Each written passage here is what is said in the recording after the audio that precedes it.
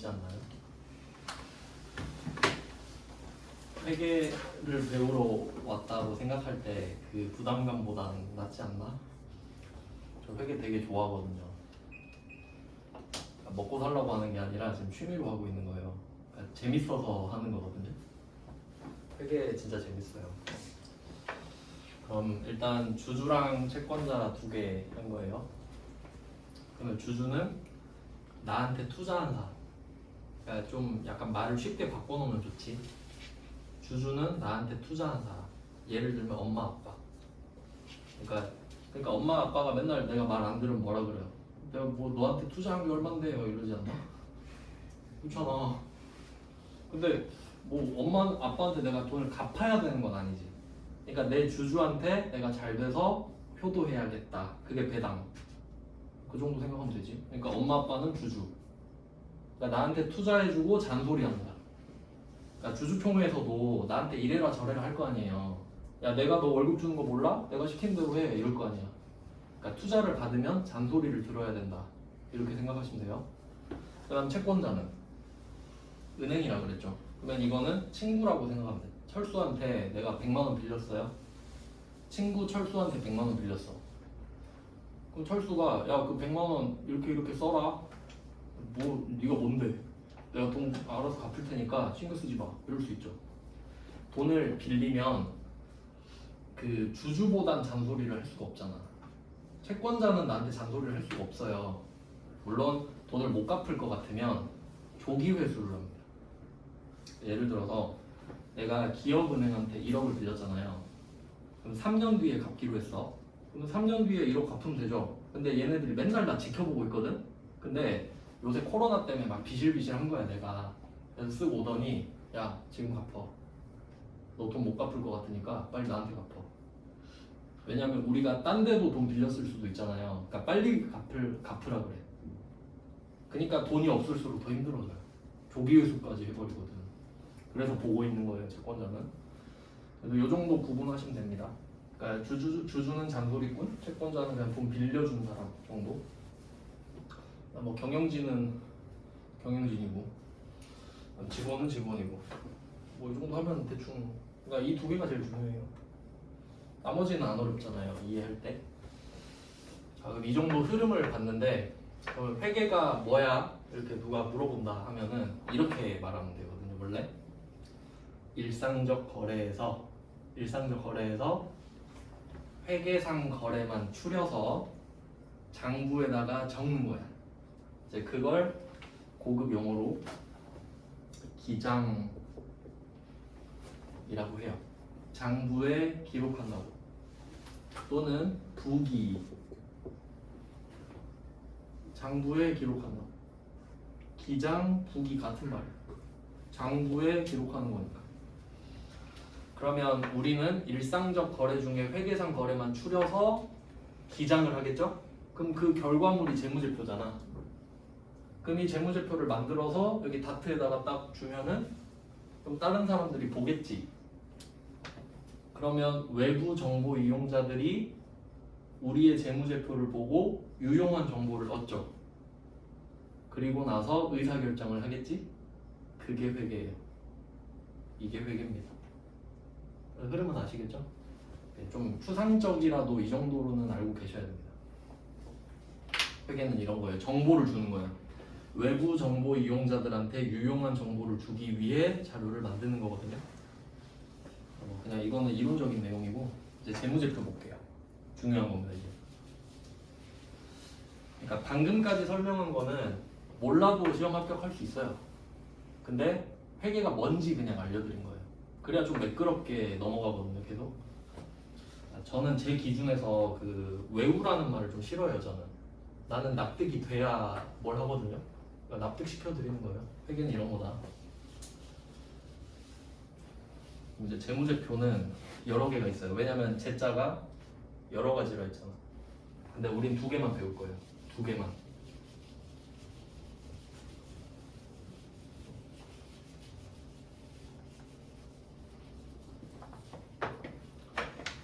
재무제표. 그러니까 이 재무제표가 그룹 이름이에요. 재무제표라는 그룹인 거야. 그리고 그 안에 그룹 원들이 있겠죠. 걔네들을 배우는데 두 명만 배우죠. 첫 번째가 재무 상태표입니다. 이때 처음에 여러분이 헷갈리실 거는 재무제표랑 재무상태표가 똑같다고 오해하는 경우가 많아요. 재무시니까 둘 다. 근데 재무제표 안에 재무상태표가 있는 거죠. 이해됐죠? 둘이 똑같은 거 아니에요. 그러니까 재무상태표는 재무제표다 하면 맞죠? 근데 재무제표는 재무상태표다 하면 맞아요? 아니지. 포함관계니까. 이런 걸로 말장난 되지 않겠어요? 그럼 이해를 못하면 못 풀겠지. 그러니까 이렇게 좀 그림으로 좀 기억하시면 되는 그룹을 이렇게 있다고 생각하시면 돼요. 그 다음에 두 번째는 손익 계산서. 이 두 개가 투톱이에요. 재무상태표, 손익계산서. 항상 이름의 뜻이 다 있는데 재무상태부터 보고요. 뭐 일상적으로 잘 쓰진 않지만 그냥 예를 들면 오랜만에 고등학교 동창을 만났다 할게요. 한 10년 만에. 궁금하겠죠? 뭐 하는지? 가서 물어봐요. 옛날에는 야 너 얼마 있냐? 매점 갈래? 이랬잖아. 이제 그러면 안 되잖아. 야 너 얼마 있냐? 하면 좀 그렇죠? 30대 돼가지고 그럼 이렇게 물어봐요. 너 요새 재무 상태가 어때? 물어볼 수 있지. 되게 없어 보이나요? 아, 나 저기 어디 봉선동 어디 살고 차는 뭐 타? 이 정도 대답해 주겠지 그럼. 맞죠? 재무 상태 물어봤으니까. 그럼 재무 상태가 어때? 이 말은 쉽게 바꿔보면 너 얼마 있어지? 너 얼마 있냐고. 좋아? 그럼 많다 이 말이고. 아 요새 안 좋아? 돈 없다는 소리지. 얼마 있냐고. 그럼 그 대답이 재무 상태표야. 재무 상태가 어때? 자 여기 재무 상태표 여기 있다. 얼마 있다고. 그리고 되게 중요한 게 있는데 우리가 친구한테 야 너 얼마 있어? 라고 물어볼 때 생략되는 게 있거든요. 지금이에요. 야 너 얼마 있어? 할 때 1년 뒤가 궁금해요? 1년 전이 궁금해? 지금 궁금하죠. 근데 너무 당연해서 말 안 하죠. 난 지금 궁금한데 지금 물어보고 있으니까 지금이란 단어를 안 써도 되잖아. 그럼 그냥 재무상태가 어때? 그럼 지금 얼마 있냐 이 말이지. 그러니까 얘는 시점에 대한 대답이 되는 거야. 언제 얼마가 있다고. 그래서 얘는 그 회계를 할 때 기간이 있거든요. 왜냐면 이제 시간이 무한정 이어지잖아요. 근데 우리가 사람이 끊었죠 일부러. 1년이라는 시간을 끊어서 쓰잖아요. 1년이 며칠이죠? 정확히는 365일 하고 6시간이 더 붙어요. 6시간 하고 몇 분이 붙는데 6시간 10분인가? 그래서 4년마다 하루가 더 생기잖아. 윤년. 뭐 대충 365일을 합시다. 그러면 이걸 끊어서 쓰듯이 회계도 기간을 끊어서 쓰는 거예요. 1년 단위로. 10년치 만들 순 없잖아. 1년 만들고 보여주고 1년 만들고 보여주고 하면 되지. 그래서 이때 1년을 끊어서 쓰면 보통은 1월 1일부터 12월 31일까지 할 거 아니에요. 그 중에 마지막 날 12월 31일에 얼마가 있었는지 보여주는 거예요. 그러니까 맨날 얼마 있었는지 알려주면 부잡하잖아요. 그럼 1년에 365번 알려줘야 되는데 그럼 그건 됐고 그냥 1년에 한 번씩만. 그러니까 12월 31일에 여러분이 지갑을 딱 펼쳐서 사진을 찍는 거예요. 그냥 찍어 놓는 거야. 그럼 10년 지나면 사진이 10장 있겠죠. 그럼 그것만 나열해놔. 그럼 돈이 많아졌는지 적어졌는지 알 수 있겠지. 방향성을. 그래서 12월 31일에 얼마가 있는지 알려주는 표예요.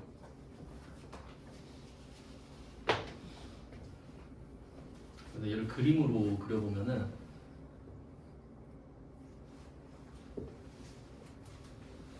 자 왼쪽 오른쪽이 있거든요. 자산, 왼쪽이 자산, 오른쪽이 부채, 자본. 아마 뭐 들어보셨을 수도 있고 한데 일상적으로 쓰는 말이랑은 좀 차이가 있습니다. 보통 우리가 일상적으로 내가 가진 것들을 말할 때 재산이라고 하죠. 재산이 얼마 있다 이렇게 말하지. 자산이 얼마 있다고 잘 안 하죠. 회계 용어인데 그럼 이제 좀 매칭을 시켜볼게요. 그 자산 하면은 회계에서 하는 정의가 있거든요. 근데 저는 그런 걸 안 좋아해요. 그래서 그냥 이해하기 쉽게 말을 해볼게요. 여러분이 가진 것들 중에 쓸모 있는 것들 합친 거예요. 그럼 뭐 어떤 게 있냐? 집, 차, 휴대폰 이런 것들 있죠. 그걸 다 합쳐놓은 거야, 다. 재산이니까. 그러면 자산은 실체가 있는 것들이죠. 그걸 다 합쳐놓은 거예요. 그럼 이제 무슨 문제가 생길 거냐면 휴대폰 같은 거 있죠. 그럼 여러분이 뭐 아이폰을 150만 원에 샀다 하면은 처음엔 150에 샀겠지. 근데 쓰면서 가치가 떨어지죠. 그럼 이걸 샀던 가격으로 할 건지 지금 가격으로 평가를 해서 할 건지 이런 문제들이 생기겠지.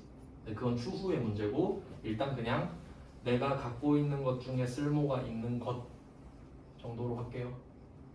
원래 이렇게 용어가 있어요. 근데 솔직히 생각도 안 나네요.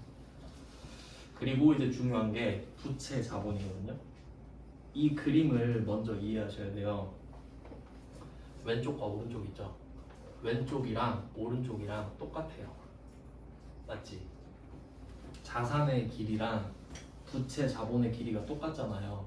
이게 포인트라고 이 그림에서. 그러니까 부채가 얼마냐 자본이 얼마냐가 중요한 게 아니라 부채 자본이 합쳐진 게 자산이랑 똑같잖아요. 이게 핵심이라고. 그러면 기준은 자산이거든요. 자산은 어떻게 하는지 정의할 수 있잖아. 그럼 이제 부채 자본 얘가 애매해. 얘 둘은 관념이에요. 이게 되게 중요한 거예요. 부채랑 자본은 생각이에요, 그냥. 예를 들어볼게요. 만약에 제가 아파트 청약에 당첨됐다 할게요. 분양가 5억. 분양가 5억이 당첨됐어. 그럼 이걸 인스타에 올린 거야. 야, 나 5억짜리 분양 당첨됐다. 와, 하니까 댓글에 축하가 이럴 거 아니에요. 그러면 사람들이 날 보고 쟤는 5억짜리 아파트가 생겼네? 라고 생각하지. 5억 자산이 있는 애네? 라고 생각하지. 근데 나 돈 없거든요.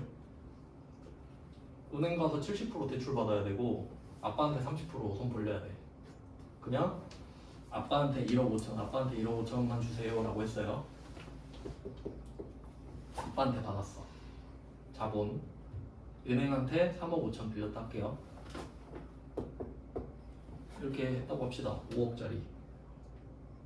근데 사람들이 이 속내를 알아요? 모르지. 사람들은 자산밖에 못 봐. 맞죠? 근데 나는 알잖아. 야, 이게 5억짜리면 뭐하냐. 3억 5천 갚아야 되는데. 이 생각이 나는 하잖아요. 그러니까 관념이라고. 난 3억 5천을 갚아야 된다. 이 생각이 있죠. 그게 관념. 근데 1억 5천은 안 갚아도 되지. 그건 자본. 그러니까 부채는 자산 중에 갚아야 될 돈. 자본은 자산 중에 안 갚아도 되는 돈. 이렇게만 해석하시면 돼요. 지금은. 알겠죠? 그럼 내가 5억짜리 당첨됐는데 아빠한테 1억 5천을 받았잖아요. 근데 사실 내가 아빠한테 1억 5천 받을 때 빌려달라 했거든. 근데 속으로는 안 갚을 생각이야. 그래서 자본이에요. 갚을 생각이면 부채 5억이겠지. 이해돼요? 그러니까 내 관념이라고. 이렇게 되는 거예요. 하나 더 해볼게요. 자, 이번에는 오랜만에 친구를 만났는데 친구가 외제차를 싹 끌고 온 거예요. BMW 5 시리즈 새 차를 딱 끌고 온 거야. 8천 주고 샀대요. 그러면 내가 보기엔 8천의 자산이 생긴 애죠. 그 차 어떻게 샀어? 하니까 60개월 할부로 샀어. 하면 이 차는 부채인 자산.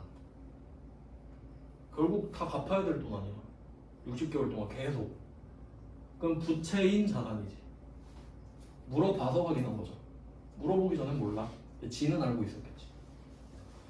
근데 이번에는 차 어떻게 벌써 하니까 아빠가 사줬다 이런 거야. 와, 개부럽다 이렇게 되겠지. 안 갚아도 되는 자산이네. 자본인 자산. 그러니까 부채랑 자본은 자산을 설명해 주는 거지. 관념. 아시겠죠? 그러니까 추상적인 개념이란 거지. 이걸 구체화 시킨 거예요. 그래서 이 세 개가 되고, 그다음에 얘네들한테 또 중요한 개념이 있는데, 자산, 부채, 자본은 이제 늘어나거나 줄어들 수 있잖아요. 늘어날 때 증가라는 단어를 써요. 당연한 말 같죠? 마이너스는 뭐겠어요? 감도겠지. 네, 뭐 미리 손익계산서도 한번 갈게요. 손익계산서. 자, 손익계산서는 역시 왼쪽 오른쪽인데, 손익은 손해랑 이익 정도로 해석하시면 돼요. 손해는 안 좋은 거, 이익은 좋은 거 정도죠. 요건 보통 어떨 때 쓰냐면, 막 내가 뭐 사업을 할 거다. 근데 뭐 뭔가를 해야 돼. 건별로 무슨 뭐 작업을 하거나 프로젝트를 하거나 할 때, 그럼 이 작업을 할지 말지 고민할 때 이 작업을 해서 버는 돈과 쓰는 돈을 생각할 거 아니에요. 근데 보통 그때 쓰는 말이 계산기 한번 두드려 보자, 손익 계산을 해보자, 이런 말을 할 거 아니야. 얼마를 버는데 얼마를 쓸지 계산을 해야 그럼 남는 게 있어야 장사를 할 거 아니야. 그때 쓰는 말이 손익을 계산해보자, 계산기 두드리자, 이런 말이 되겠죠. 그럼 이제 아까 친구한테 너 얼마 있어 대신에 요새 재무 상태가 어때?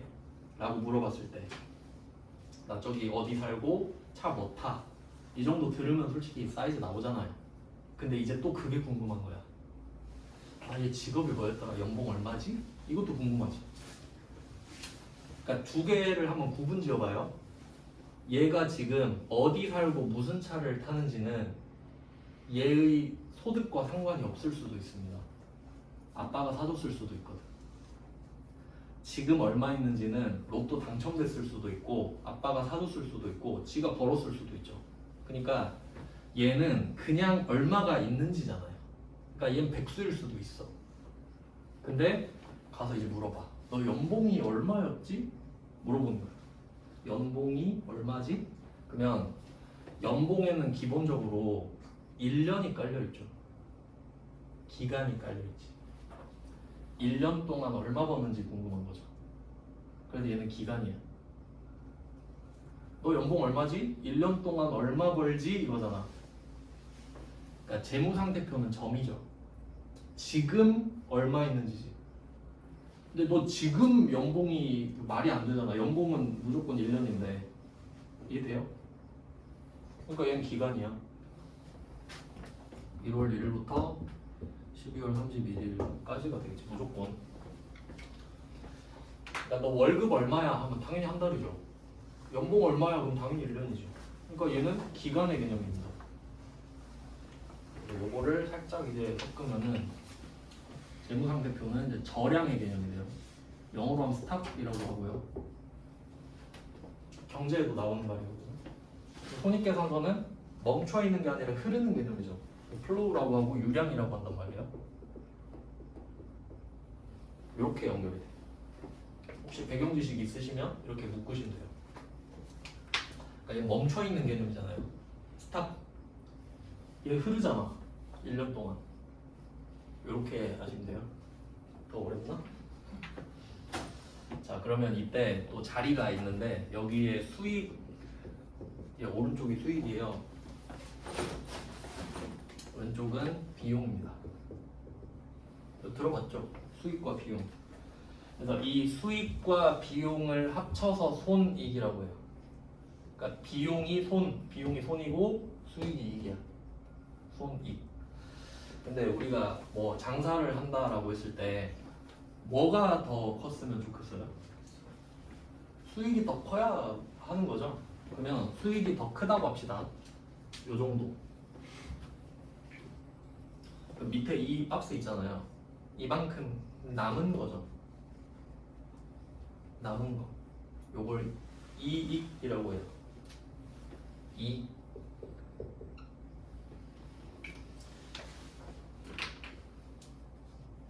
우리가 그 쓰는 말 중에 개이득 있잖아요. 개이득.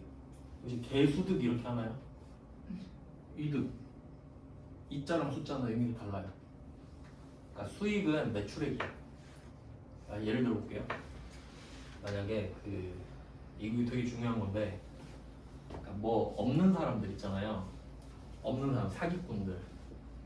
사기꾼 조심. 사기꾼들의 특징. 수익만 말해요. 수익만 말해요. 예를 들면 내가 어떤 남자를 알게 됐는데 사업을 한다. 그래서 오빠 얼마 벌어? 하니까 나 월 1000씩 벌지 이래. 수익이거든요. 근데 얼마 남아? 하니까 나 200씩 까먹고 있어. 이럴 수도 있지. 1000 벌고 1200 쓸 수도 있지. 그러니까 사기꾼들은 수익만 말한다고. 얼마 벌어? 나 1000만 원씩 벌어. 근데 사실 속으론 1200씩 쓰고 있어. 이러고 있다고. 그리고 우리가 회사 취직할 때도 뭔가 이상한 회사들 있잖아요. 매출액만 강조해요. 우리 회사는 매출액 2천억대에 직원 200명을 보유한 회사입니다. 이익은 말 안 해. 이해돼요? 그러니까 수익이 중요한 게 아닙니다. 수익은 참고 자료지. 아시겠죠? 이제 회계를 배우면 막 서민갑부 같은 데서 막 연매출 10억 갑부 막 나오잖아요. 그럼 이제 이 생각이 들어. 10억을 벌었다고? 10억 버는데 보통 한 8억은 쓸 텐데. 그럼 2억이 남으면 이걸 1년으로 쪼개. 저 정도면 연 어느 정도 남겠군. 이 생각을 하게 된다. 그냥 와 10억 이러는 게 아니라. 그리고 이제 냉정하게 10억을 벌면 11억을 쓸 수도 있잖아. 이렇게 생각할 수도 있고. 아시겠죠? 그러니까 수익과 이익을 같이 말해주는 사람을 믿어야지. 아시겠죠? 그래야 되게 솔직한 사람 아니에요? 이익만 말해줘도 조금 이상하잖아. 같이 말해주면 확실하군 이렇게 됩니다. 그래서 이익은 수익에서 비용을 뺀 개념이에요. 그럼 이때 손익이라는 말이 손자가 비용, 익자가 수익이라고 그랬죠. 이 두 개를 합쳐서 손익이라고 하잖아요. 그래서 손익이랑 이익이랑 같은 말이네요. 수익에서 비용을 뺀 게 이익이잖아. 손익은 수익 비용을 같이 말하는 거잖아. 그럼 둘이 붙여놓으면 이익이 남잖아요. 그래서 이게 말장난 엄청 해요.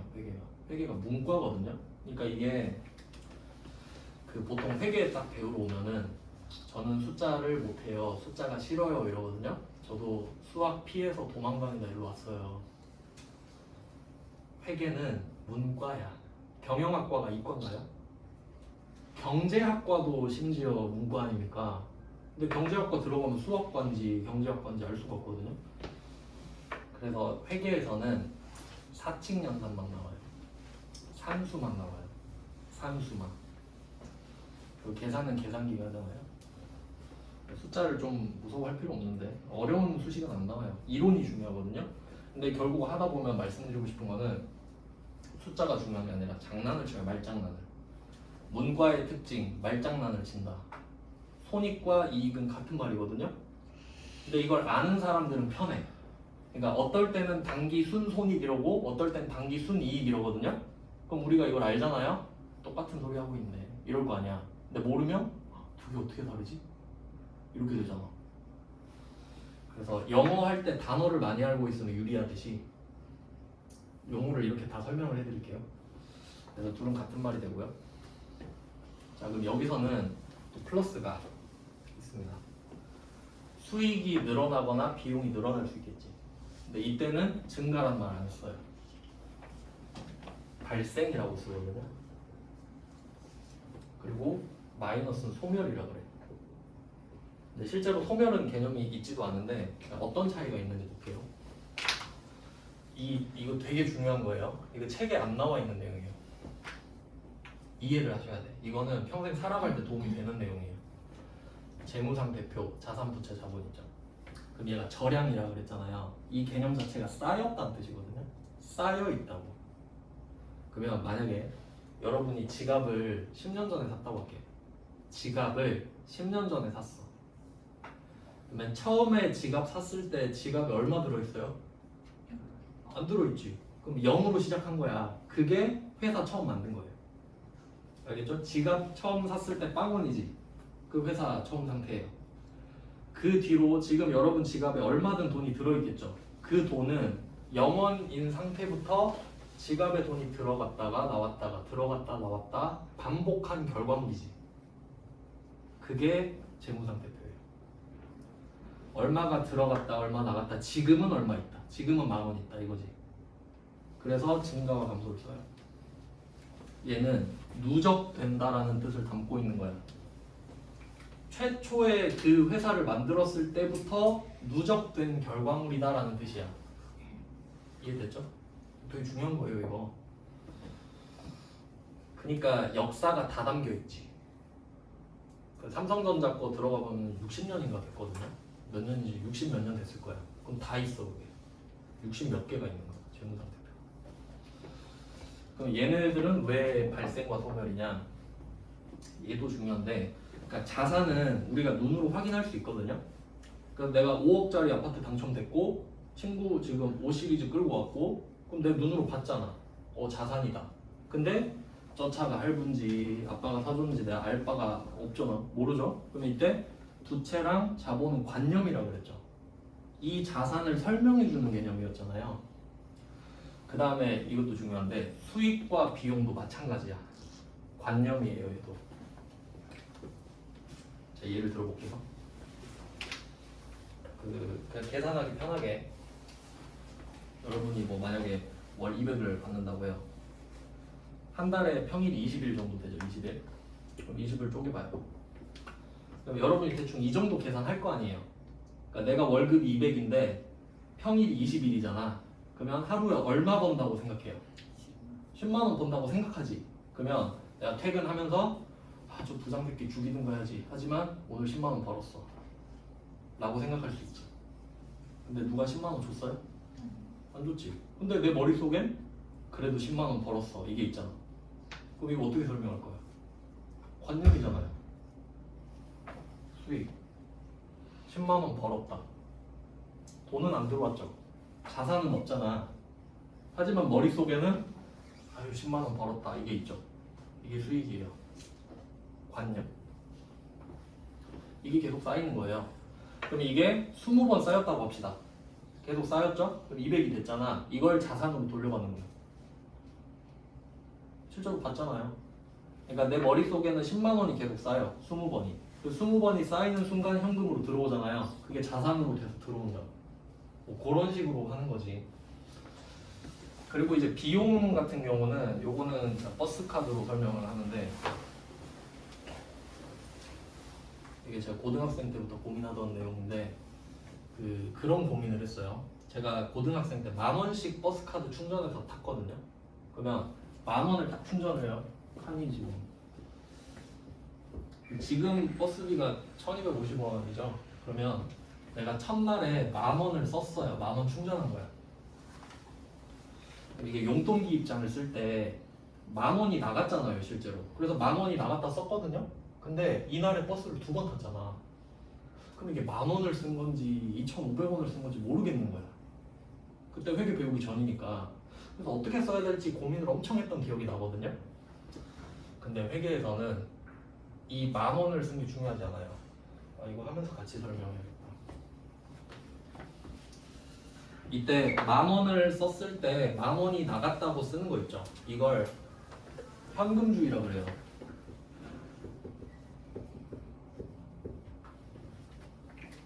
현금주의. 현금이 10,000원이 나갔으니까 10,000원 나갔다 쓴 거야. 너무 당연하죠? 그럼 우리가 용돈기 입장이나 가계부 쓸 때 저렇게 쓰죠. 근데 회계에서는 현금주의 안 써요. 발생주의 써요.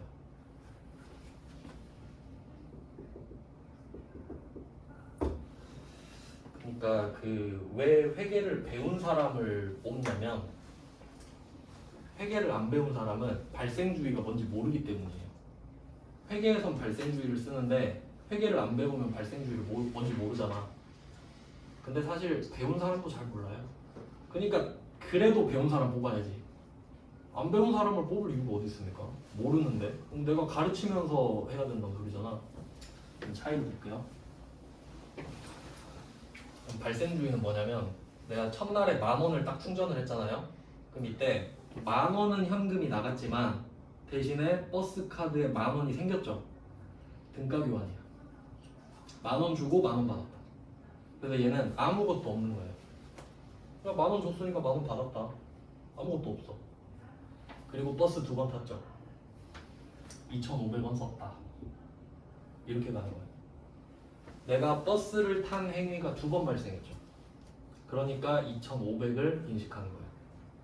그럼 머릿속에는 아 오늘 2,500원 썼네 이렇게 되겠지. 현금이 2,500원 남은 게 아닙니다. 그럼 이 두 개를 결합해가. 퇴근하면서 오늘 10만원 벌었고 버스비 2,500원 썼네. 그럼 오늘 97,500원 정도 남았겠군. 이게 회계라고. 그럼 바로 나오잖아요. 하루하루가. 이렇게 계산하면 여러분이 막 그 할부 막 긁는 거를 예방할 수 있겠죠. 하루에 얼마 정도 쓰는 게 그때그때 알면은 무서워서 카드 못 씁니다.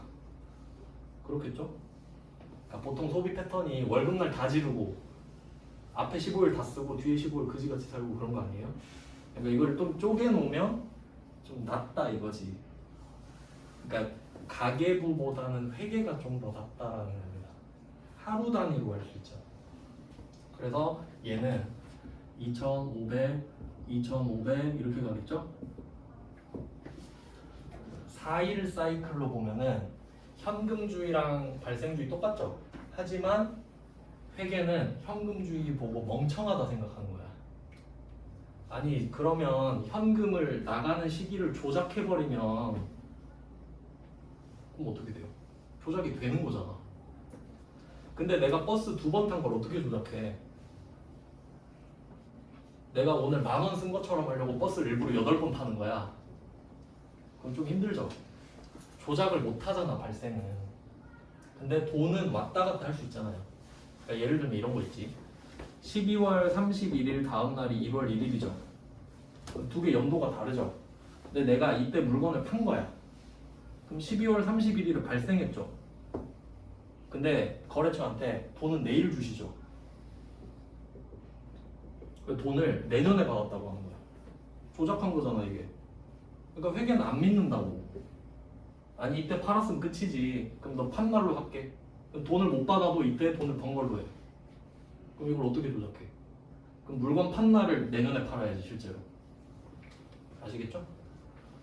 그러니까 얘는 발생주의에 의거한 결과물이에요.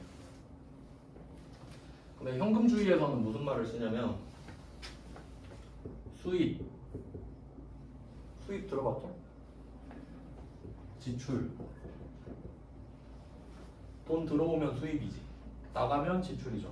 그럼 이거 빼면 잔액 맞죠? 남은 돈, 잔돈, 체인지 그러면 수입에서 지출을 빼서 잔액이 나갔죠. 이게 현금주의야. 그럼 이게 발생주의로 넘어오면 수입 빼기 비용은 이 발생주의. 그러니까 우리는 발생주의를 써야 돼요. 회계에서는 수입 지출 잔액 안 나와요. 수익 비용 발생 이익 나와. 아시겠죠 어떤 내용인지? 그러니까 회계가 어려운 이유가 관념적이어서 그런 거죠. 그러니까 파란색은 실체가 있잖아요. 자산. 근데 부채, 자본, 비용, 수익은 머릿속에 있잖아.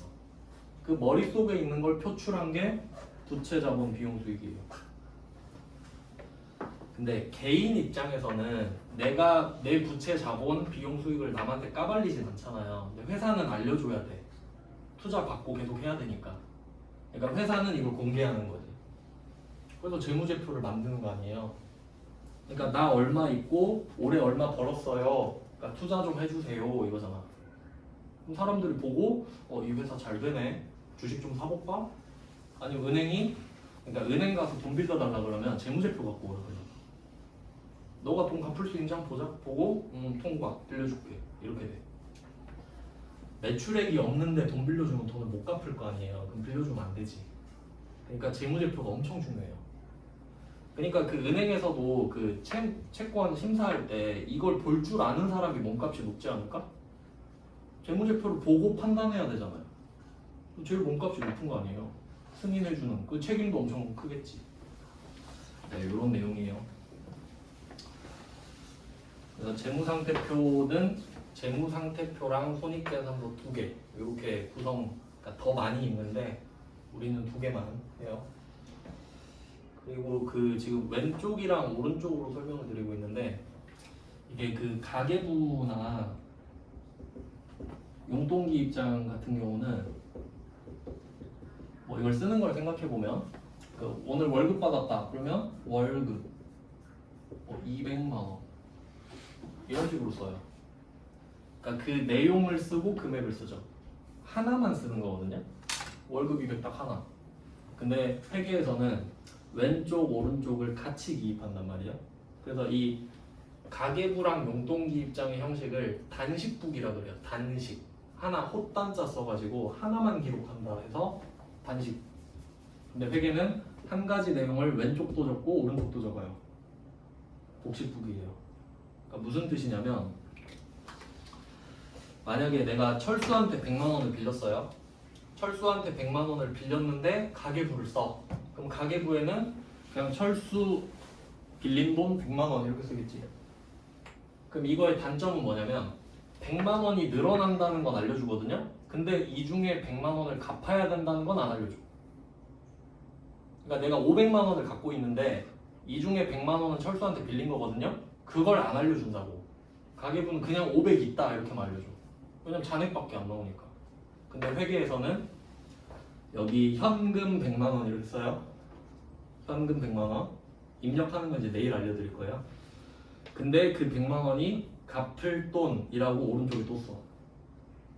100만 원이 들어왔는데 그건 갚을 돈이야. 이렇게 같이 쓰면 경각심이 생기겠죠. 아, 그럼 내가 500을 갖고 있지만 이 중에 100은 갚아야 될 돈이겠구나. 그러니까 관리가 되는 거예요. 가계부는 관리 안 돼요. 500 있는데 다 썼거든? 근데 알고 보니까 철수가 100만 원 달래. 아, 맞다. 이런 거예요. 그래서 이게 단식부기가 정부에서 쓰거든요. 정부 회계할 때. 회사에서는 이렇게 쓰지. 네, 요 정도 됩니다. 그래서 좀 간단하게 일단 알려드렸고, 그리고 이제 적는 법 이거 방향만 알려드리고 내일 바로 진도 나가겠습니다. 그러니까 이게 2개 쓴다 그랬잖아요. 왼쪽 오른쪽. 그 자리를 제가 해놓은 건데 마지막으로 정리하고 끝낼게요.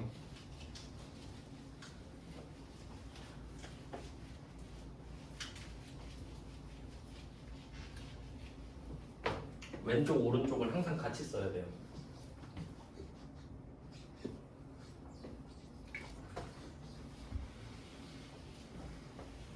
이렇게 같이 쓰는 거 복식북이라고 합니다. 복식북이. 왼쪽도 쓰고 오른쪽도 쓰고. 그리고 이제 이름이 있는데 왼쪽이 차변, 오른쪽이 대변이에요. 왼쪽이 차변, 오른쪽 대변. 그리고 이게 다 한자인 것 같죠? 이제 뜻이 있는데 차가 빌렸다라는 뜻이고요. 대자가 빌려줬다라는 뜻이거든요. 뭐 이 정도로 해석할 수 있는데 정확히 차입과 대여예요. 차입과 대여. 그럼 이제 한자의 뜻이 있긴 있는데 여기도 중요한 게 있는데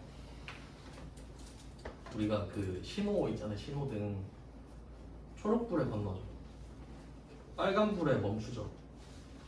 혹시 초록색에 가라는 뜻이 있나요?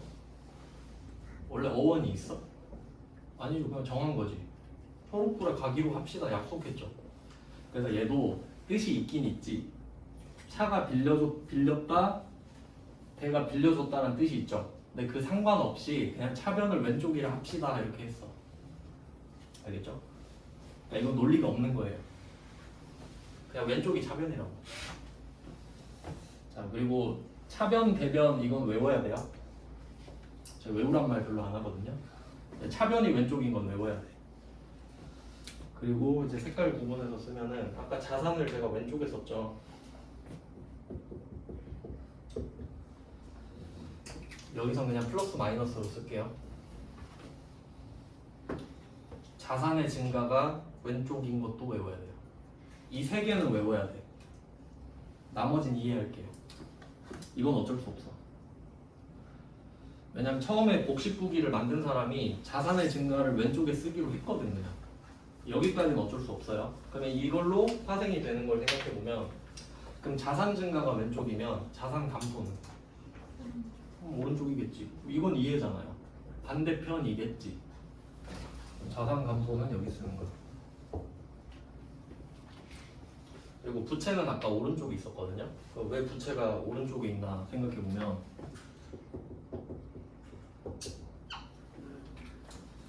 내가 철수한테 돈을 빌렸어요. 현금 100만 원이 들어왔어. 그럼 현금은 자산이에요.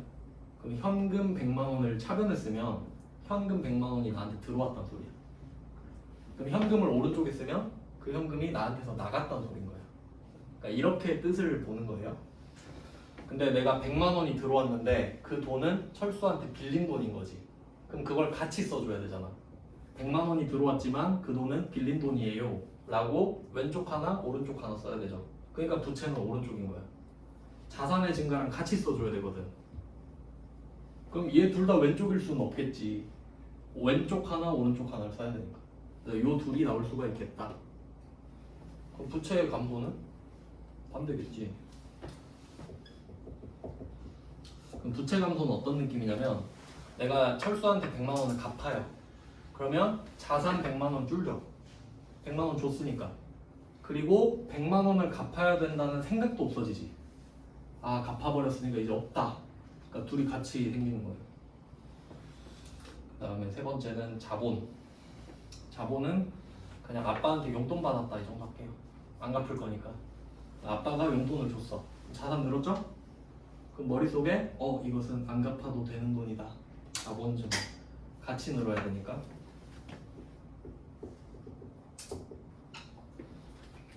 이렇게 되고 반대는 당연히 뭐 자본 감소 이렇게 자리가 정해진 거예요. 그러니까 자산 증가가 차변이라는 걸 축으로 해서 나머지가 다 정해진 거지. 그러니까 하나 외우고 나머지는 이해하고. 얘는 재무상태표 소속입니다.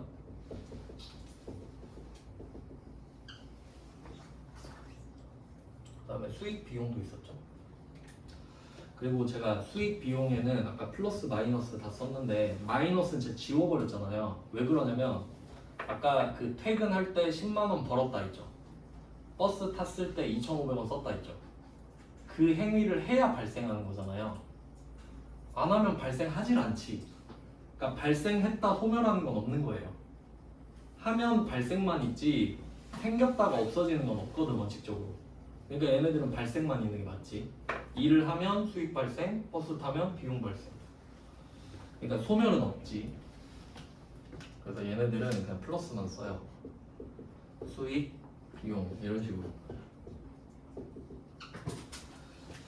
그래서 요거를 8요소라 그래요. 이게 있어야 적을 수 있거든. 그러니까 그 기록을 할 때 그 기장한다 그랬잖아요. 기장할 때 필요한 것들이에요. 얘는 손익계산서죠. 그러면 또 생각을 해볼게요. 왜 수익이 오른쪽이냐? 길 가다 10,000원을 주었다 할게요. 자산 증가. 기분이 어때요? 좋죠? 수익. 같이 넣어야 돼요. 돈 주었으면 수익. 돈 잃어버렸으면 비용. 이것도 이해지. 그러니까 얘를 축으로 교통정리가 쫙 되는 거예요. 이거 가지고 내일부터 이제 문제를 풀 겁니다. 책은 그냥 그 책으로 수업은 안 해요. 자료를 따로 나눠드리거든요. 근데 책은 어떤 용도로 쓰시냐면 제가 쓰는 말이 약간 좀 싼 말이니까 그거를 교재로 확인하고 싶을 때 제가 했던 약간 그 품격이 떨어지는 말들 있잖아요. 그게 원래 무슨 뜻인지 알고 싶을 때 책을 보는 거라고. 그러니까 약간 전과 같은 느낌이지. 참고서. 그래서 책은 굳이 갖고 오실 필요는 없어요. 그러니까 그냥 집에 냅두고 한 번씩 보시면 되고, 책은 사실 그 이론보다는 나중에 실기할 때 있죠. 실기할 때 그 그림 참고용으로 쓰시면 돼요. 오늘은 여기까지 하겠습니다. 고생하셨습니다. 네, 수고하셨습니다.